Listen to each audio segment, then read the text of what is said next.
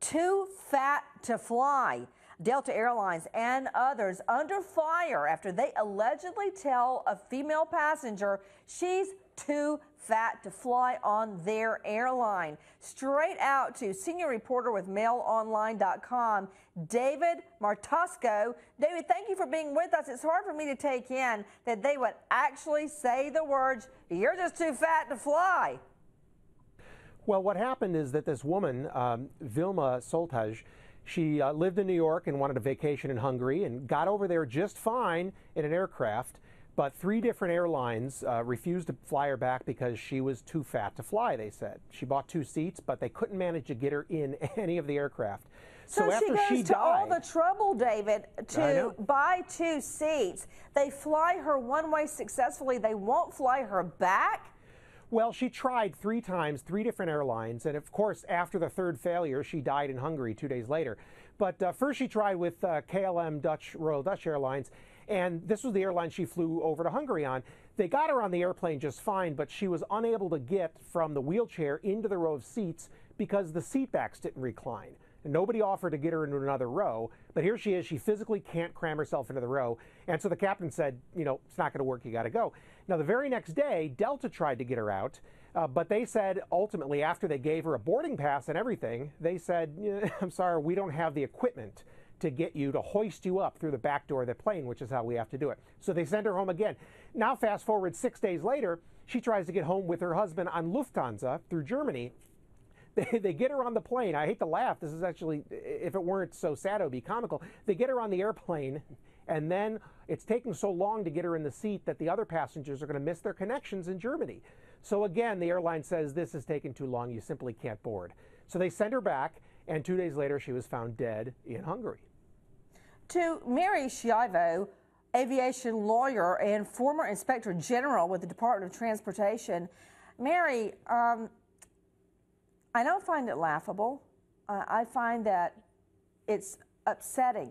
It's upsetting because I know that she was horribly embarrassed. I know she couldn't move around very well. I know that. I know a lot of people will go into the whole fat shaming thing.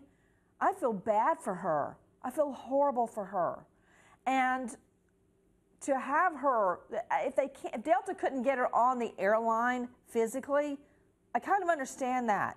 But with the first airline, where there were seats available that could recline so she could maneuver into the seat, but no one made that possible for her, I mean, I think that could be a legitimate complaint against that airline. That was not Delta, that was the other one. Right. That was the first one. That was KLM. And this is one of those legal cases, as you're all too familiar with, where the devil is in the details. And our sympathies certainly go out to this woman and her husband. What a horrible thing to have happen. But at each step of the way, our sympathies run afoul of the air safety regulations. For example, with the first flight with KLM, they had equipment to manage to get her on board. And remember, the airlines don't have a duty if they take you someplace to bring you home. Particularly in this case, the facts say that the woman fell ill and gained weight while on the vacation. So an even tougher case to get her home. But what happened on KLM is they said, well, once they maneuvered her on there, they didn't have seat extenders long enough at this juncture to safely secure her in the seats, and the seat backs wouldn't hold. At that point, safety regulations don't allow you to fly. If the seat back won't hold and they don't have a seat extender, you must deplane, no matter what your size or height. The one on Delta is very interesting because Delta would, of course, have the U.S. regulations. U.S. regulations are very clear that airline employees may not lift a passenger into a seat.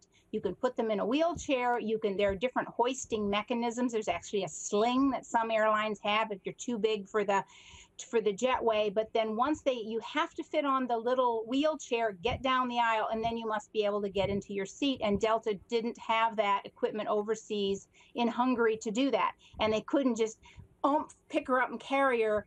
And then the third airline, which was 6 or 7 days later, it took several firefighters and medics to get her to her row, but then she could not get into her seat. And once again, that airline had rules similar to Delta. And at that point, so another set of laws kicked in. You know, aviation is just full of laws. At that point, the European Union rules kick in, and if you delay a flight for over 2 hours, then the airline, or 3 hours, depending upon the flight and the distance, then the airline owes payments to everyone on board. At that point, they'd already expended 2 hours. Oh, and whoa, wait a minute. I guess we should all move to Europe. Every time a plane is delayed 2 or 3 hours, you get money. Ooh, I'd be a millionaire by now, Mary. Okay, all I have to say, Mary, is you certainly told me, because I did not know all that about airline legalities. And the way you lay it out so plainly. David Martosco, senior reporter at mailonline.com. David, I know that Mary is legally correct, but somehow in my heart, I feel like the whole thing was just wrong. And if I could be on that jury, and I know up here Mary's right, I feel so bad for this lady. I would absolutely have to find in her favor. I can't help it. Well, I'm with you on this, actually. You know, I in the last 10 years, I've lost about 1/3 of my body weight. I used to have to go on airline flights and request a belt extender. I mean, it's horribly embarrassing, and nobody should have to go through that. It's got to be terrible for her husband, too, to have to... And you know another thing, David? We don't know why she's overweight. We don't know if she has an illness or some type of disorder. You know, when you see an obese person, everyone says, oh, well, just don't eat. Just work out. You know what? It's not that easy for them. No, it's definitely not that simple. Food addiction is just like other addictions, if that was the nature of her weight gain.